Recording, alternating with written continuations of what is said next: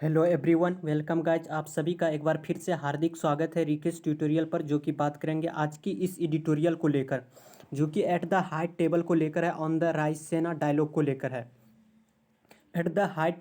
Table होता है dining hall में रखी ऐसी टेबल जो कि मुख्य लोगों के इम्पॉर्टेंट लोगों के लिए, जो वीआईपीज लोगों के लिए होता है, उसको बोला जाता है। At the prepositions of place के लिए आता है। जिस टेबल पे मीटिंग होना है, ऑन किसको लेकर है, रायसीना डायलॉग। डायलॉग होता है बातचीत को लेकर बोलते हैं, कॉन्वर्सेशंस को बोलते हैं डायलॉग, जो कि किसको लेकर है, ऑन द रायसीना डायलॉग, जो बातचीत होने हैं रायसीना को लेकर। The Raisina Dialogue lacked diversity in conversations on foreign policy. The Raisina जो डायलॉग, जो बातचीत है, इसमें क्या कमी आई, कमी देखने को मिली है डाइवर्सिटी में, किसमें, जो कन्वर्सेशन है, बातचीत है ऑन फॉरेन पॉलिसी को लेकर।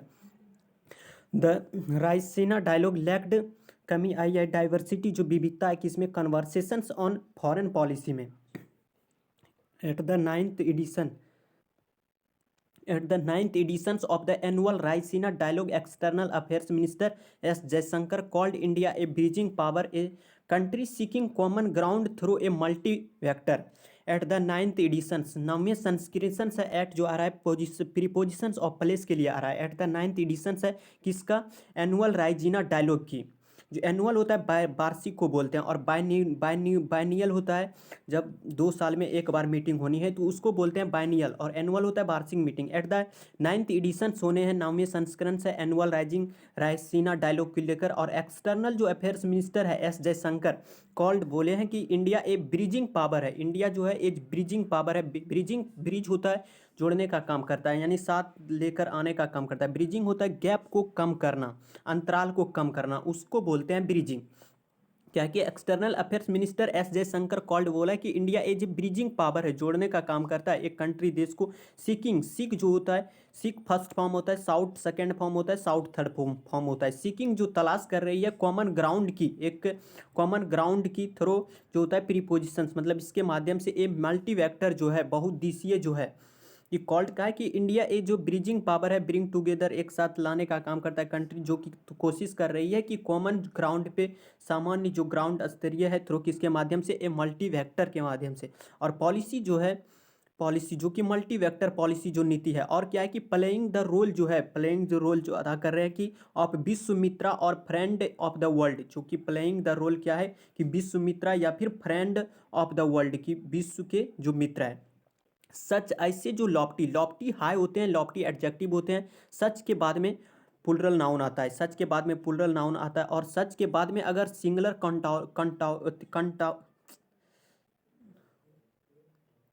सच के बाद में अगर सिंगुलर काउंटेबल नाउन दे रखी है, तो उसके पहले ए एन दे रखा होता है, यानी सच के बाद ए एन आता है। यानी सच लॉफ्टी, ऐसे तो सच के साथ में ना प्लुरल नाउन आता है सच, जैसे लॉफ्टी हाई जो है एम्बिशंस, महत्वाकांक्षी क्या है, क्योंकि द कॉन्फ्रेंस जो सम्मेलन है, जो कि लॉन्च किया गया था किसके द्वारा, मिनिस्ट्री ऑफ एक्सटर्नल अफेयर्स के द्वारा। अहम जो कि टारगेट है, लक्ष्य है कि इंगेज, इसमें संलिप्त हो ग्लोबल लीडर्स, वैश्विक नेताएं, जो कि बिग इशू, जो बड़े बड़े चैलेंजेज है, मुद्दे हैं इन द वर्ल्ड में, विश्व में। द राइसीना जो डायलॉग है लैक्ड डाइवर्सिटी, जो देखने को मिला है इन कन्वर्सेशंस में ऑन फॉरेन पॉलिसी को लेकर, जो विदेश नीति है। एट द नाइन्थ एडिशन है, नौवें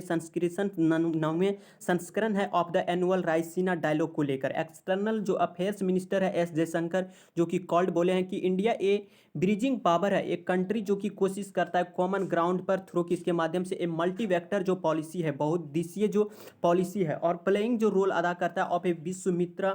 और ए फ्रेंड ऑफ द वर्ल्ड, को विश्व के मित्र के रूप में। सच, ऐसे जो लॉफ्टी है, ऐसे जो हाई जो एम्बिशंस है, आर वाई की, क्योंकि द कॉन्फ्रेंस जो सम्मेलन है, जो लॉन्च किए गए हैं किसके द्वारा, मिनिस्ट्री ऑफ एक्सटर्नल अफेयर्स, जिसका कि टारगेट है, लक्ष्य है कि इंगेज किया जाए इसमें ग्लोबल लीडर्स को, जिस जो कि बिग इशू, जो बड़े बड़े जो मुद्दे होते हैं, बिग इशूज एंड चैलेंजेस को इन द वर्ल्ड में। ग्रीक जो प्राइम मिनिस्टर है कायराकोस मित्सोताकिस, जो कि इनएग्यूरेटेड द इवेंट को, spoke about the importance of connectivity project such as the India Middle East Europe Economic Corridor गलियारे को बोलते हैं। कि ग्रीक के जो प्राइम मिनिस्टर्स है, और प्राइम मिनिस्टर्स के अगर प्राइम मिनिस्टर्स का नाम नहीं दे रखा तो उसके पहले द लगता है, यानी ग्रीक प्राइम मिनिस्टर जो होता है कायराकिस मित्सोताकिस, जो कि हु जो होता है वो रिलेटिव प्रनाउन होता है, जो कि मित्सोताकिस के लिए आ रहा है। मित्सो जो ताकिस है, जो कि इनएग्यूरेटेड शुभ आरंभ करेंगे इस इवेंट का। स्पोक जो वर्ब है मित्सोताकिस का, कि स्पोक बोले हैं, कहा है कि अबाउट किसके बारे में, कि प्रीपोजिशन, अबाउट प्रीपोजिशन है। द इम्पोर्टेंस जो है ऑफ कनेक्टिविटी प्रोजेक्ट्स की जो इम्पोर्टेंट है, सच है जैसे कि India Middle East Europe economy corridor हो गया।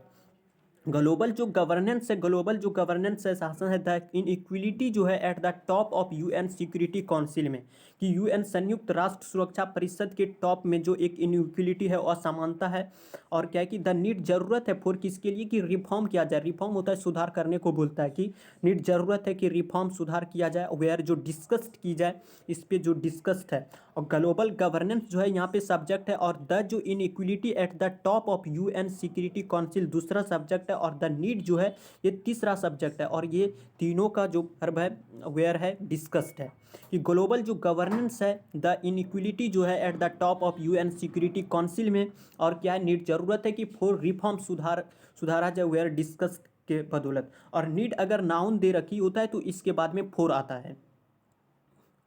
इंडिया की जो राइटफुल प्लेस है at the high table of global decision making, और as mister Jaishankar put it, India की जो राइटफुल जो प्लेसेस है, इंडिया जिस पे पॉस्ट्रॉफी होता है, उस पे जो जिस पे पॉस्ट्रॉफी लगा होता है वो वर्ड नाउन होता है, और उसके बाद वाला वर्ड भी नाउन होता है। यानी प्लेसेस नाउन है, राइटफुल यहाँ पे एडजेक्टिव है, यहाँ पे एडवर्ब भी हो सकता था। यानी इंडिया की जो राइटफुल जो कि उचित है, यानी राइटफुल है, भारत का जो उचित स्थान है, इंडिया की जो राइटफुल प्लेस है, यानी भारत का जो उचित स्थान है एट द हाई टेबल, जो हाई टेबल की मीटिंग है, ऑफ ग्लोबल डिसीजन जो मेकिंग है, वैश्विक के जो डिसीजन लिए जाते हैं मेकिंग, और एज की जो कि एज मिस्टर जयशंकर जो पुट किए हैं टू बी ए प्लेयर, कि मिस्टर जयशंकर कहे हैं कि to be a player, India जो है ये प्लेयर है, ना कि प्लेयर फील्ड है, rather than a playing field, ना कि प्लेयर फील्ड है। जो कि क्या बोले हैं कि इंडिया की जो राइटफुल प्लेसेस है एट द हाई टेबल जो मीटिंग है, और ग्लोबल डिसीजन जो लिए जाते हैं जहाँ से, और एज किस रूप में, जो कि यूँ कि मिस्टर जयशंकर जो कि बोले कि टू बी ए प्लेयर है इंडिया, रेदर देन, ना कि प्लेइंग फील्ड है। वाज क्या है कि रेफर्ड करते हुए, वाज जो है ये प्लेसेस के लिए आ रहा है, कि वाज जो है रेफर्ड जो मेंशंस क्या है टू रिपीटली, जो कि इसको बार बार जिक्र किया जा रहा है एज किस रूप में, एज से जब सेंटेंस स्टार्ट होता है तो इन्वर्जन लगता है, यानी इंडिया सक्सेस का जो वर्ब है वाज है एज, क्योंकि, और एज कंजंक्शंस भी होता है, वहाँ कंजंक्शंस होता है तो क्योंकि का मीनिंग देता है, और आगे सब्जेक्ट वर्ब दे रखा होता है। इन एज वाज इंडिया की जो सक्सेस है, सफलता जो है, इन हॉस्टिंग जो है, हॉस्टिंग किए गए थे G20 लास्ट ईयर, पिछले साल, ड्यू टू किसके कारण, कि द G20 जो फॉरेन मिनिस्टर्स जो मीटिंग है इन ब्राज़ील में, G20 के जो विदेशी जो मिनिस्टर्स है मंत्रालय है मीटिंग जो हुई थी इन ब्राज़ील में, देयर वाज नो सीनियर, और देयर यहाँ पे वाज है, देयर यहाँ पे एडवर्ब, वाज यहाँ पे वर्ब है, नो डिटर्मिनर होता है, और सीनियर एडजेक्टिव होता है। मिनिस्टर जो होता है मिनिस्टीरियल, ये एडजेक्टिव है। Generally L ending word adjective होता है। प्रेजेंस जो है ENCE एंडिंग वर्ड भी नाउन होता है जनरली, प्रेजेंस भी यहाँ पे नाउन है। कि देयर वाज नो सीनियर, कोई भी वरिष्ठ जो मिनिस्ट्रियल थे, प्रेजेंस उपस्थित, प्रेजेंट नहीं थे, फ्रॉम द P5 जो कि V2 का पावर है, फ्रॉम द P5 और मेजर G7, यानी P5 के भी मिनिस्ट्रियल से प्रेजेंट नहीं थे, और मेजर G7 के भी वरिष्ठ नागरिक प्रेजेंट नहीं थे। ब्रिक्स 10 के कंट्री जो थे वहाँ के भी सीनियर वरिष्ठ नागरिक यानी मीटिंग में सम्मिलित नहीं थे। हॉइवर, हालांकि हॉइवर जो आता है दो विरोधाभासी कंजंक्शंस जोड़ने का काम करता है, कॉन्ट्राडिक्ट सेंटेंस के लिए आता है। हॉइवर, हालांकि द जो लार्ज जो मिनिस्ट्रियल कॉन्टिजेंट है, जो बड़े स्तर के जो मंत्रालय है, कॉन्टिजेंट के साइनोनिम होते हैं ग्रुप या बैंड को बोलते हैं, समूह को बोलते हैं। फ्रॉम कहाँ से, जो सेंट्रल और ईस्टर्न जो यूरोप के जो कॉन्टिजेंट जो ग्रुप थे, समूह थे मिनिस्ट्रियल, जिसमें कि इंक्लूडेड, ये जो कॉन्टिजेंट है इसका जो विच रिलेटिव प्रोनाउन है, कि विच जिसमें कि इंक्लूडेड शामिल थे, इस ग्रुप में शामिल थे ऑल मिनिस्टर्स, सारे के सारे ministers of the Baltic Nordic के फोरम होता है, मंच को बोलते हैं, कि ये जो मीटिंग है इसमें शामिल थे ऑल मिनिस्टर, सारे ministers of the Baltic Nordic के, बाल्टिक नॉर्डिक होता है जिसमें कि 4-5 कंट्री मिला हुआ रहता है, of the Baltic Nordic forum, जो कि इनेबल्ड, जो कि सक्षम थे, और द लार्ज जो मिनिस्टर जो कि कॉन्टिजेंट, ये जो ग्रुप थे ये सक्षम थे, ए न्यू डिप्लोमेटिक, एक राजनयिक आउटरीच जो पहुंच है किसके लिए, गवर्नमेंट, सरकार के लिए, सरकार जो कि सीकिंग तलाश रही है, कोशिश कर रही है सी का मतलब होता है चाहना, तलाशना, कोशिश करना, डिमांड करना। गवर्नमेंट जो है सरकार जो है कोशिश कर रही है, तलाश रही है कि ट्रेड जो एग्रीमेंट्स है, जो व्यापार की जो समझौते हैं और एग्रीमेंट समझौते को बोलते हैं, और जो इन्वेस्टमेंट जो टाइज है यानी निवेश की जो टाइज है, रिलेशंस है, टाइज होता है रिलेशंस को बोलते हैं, संबंध को बोलता है, विद साथ साथ जो दिस पार्ट है ऑफ जो यू ये जो इस पार्ट जो यूरोप का इस पार्ट है जो कि अक्सर ओवरलुक्ड, जिसको कि अक्सर इग्नोर किया जाता है, बट लेकिन कॉम्पिटिटिव जो प्रतिस्पर्धा है इकोनॉमिकली रूप से बड़े स्तर पर है।